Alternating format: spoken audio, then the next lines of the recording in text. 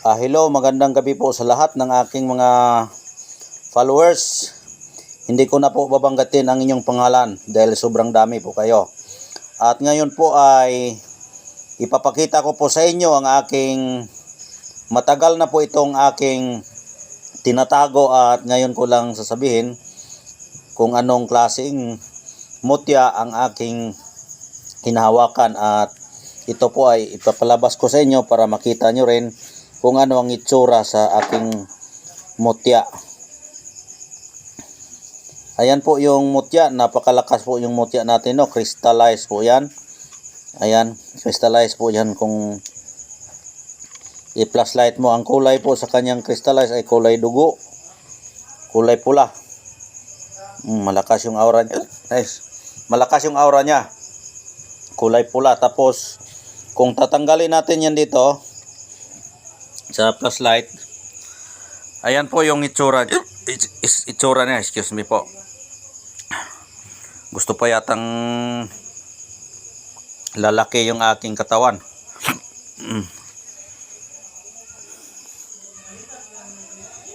Ayan, napakalakas po yung aura niya. Ayan.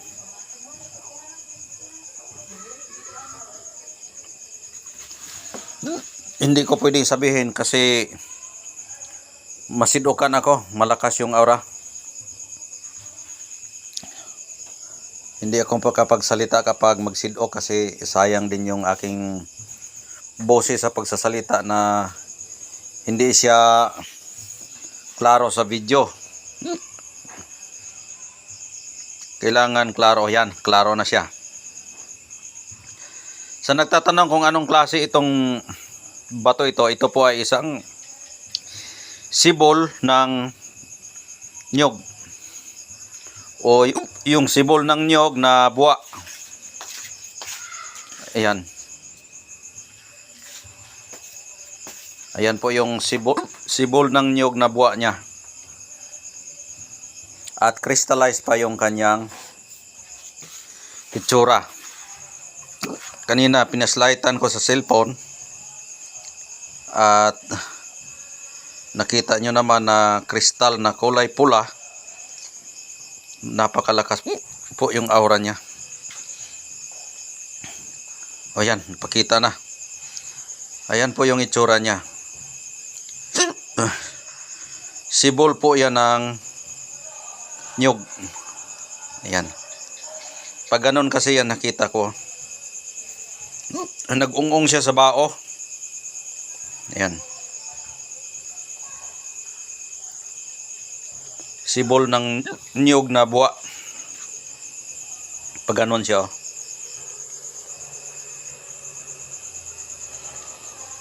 Napakalakas po yung aura, hindi makita.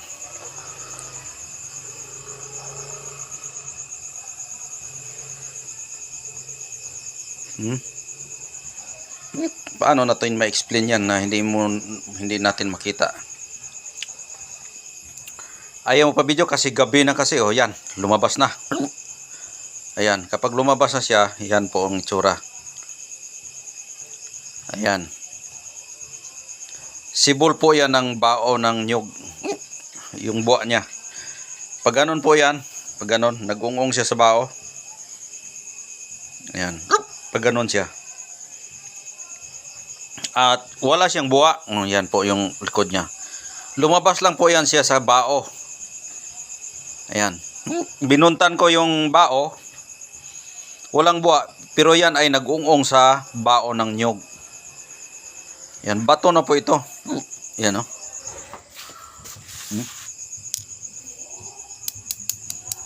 Bato na po yan, oh.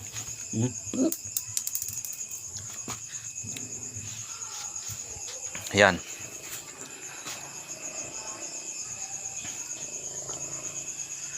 Ang gamit nito ay maganda ito sa proteksyon at pampaswerte, itong sibol ng nyog na kanyang buwa.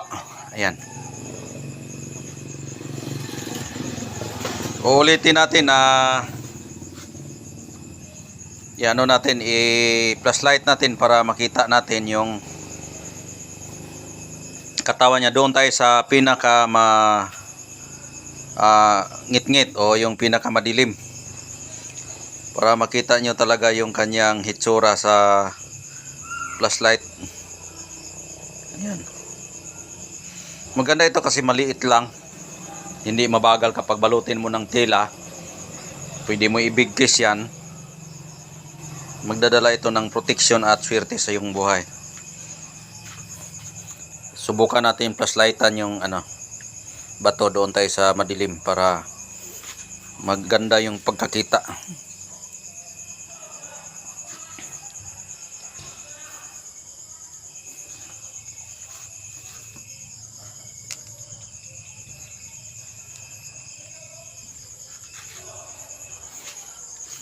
Punta tayo sa madilim na lugar. Ayan o. Parang dugo. Tingnan nyo yung aking kamay, yung aking daliri. Kapag itapat ko po yung daliri ko, namula yung aking dugo, makita yung dugo ko. Ayan o.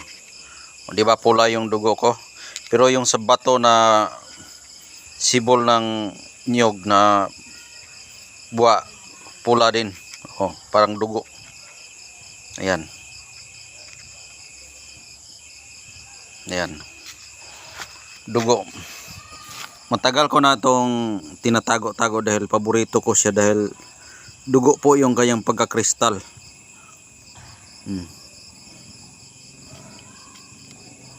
Dugo yung kristal niya.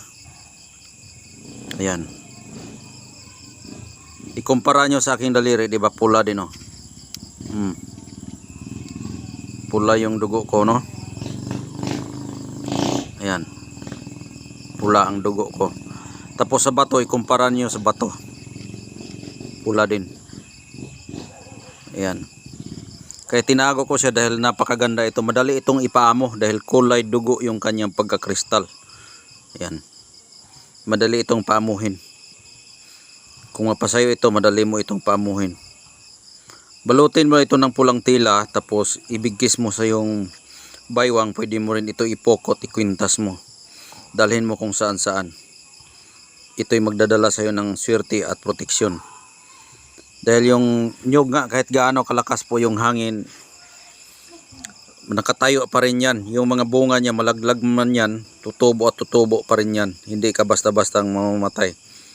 Yan, maraming benepisyo po yung nyug. Lahat po ang pwedeng gagawin, bahay, bangko, lahat-lahat na sa kagamitan ng bahay natin. Dugo po yung kulay ng bato. Bato na sibol ng nyug. Ayan. Kulay pula yung dugo natin at yung kanyang pagkabato rin pula din. Yan. Pula yung bato. Yan, at punta tayo dito sa maliwanag para makita ninyo ang hitsura ng kanyang katawan.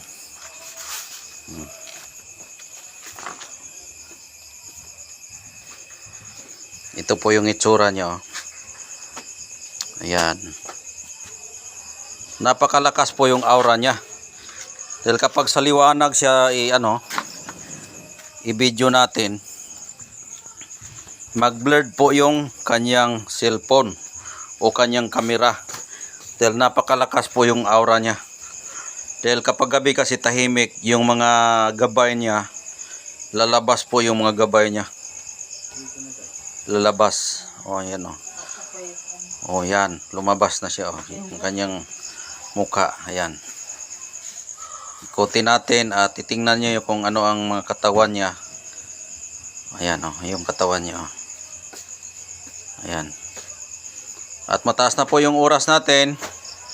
Kaya maraming salamat sa inyong panunood, at kung sakali man na mapusuan niyo itong sibol ng nyug na buwa niya, ay may iniwan akong number dyan. Pwede kayo tumawag sa akin or text o chat sa aking Facebook account. Commander Bugtungan yung aking Facebook account. Yung kong number nilalagay ko lang dyan sa title para mapabilis yung aking pagkontak. Ayan lang po at maraming salamat yung panonood at God bless po sa inyong lahat. Magandang gabi.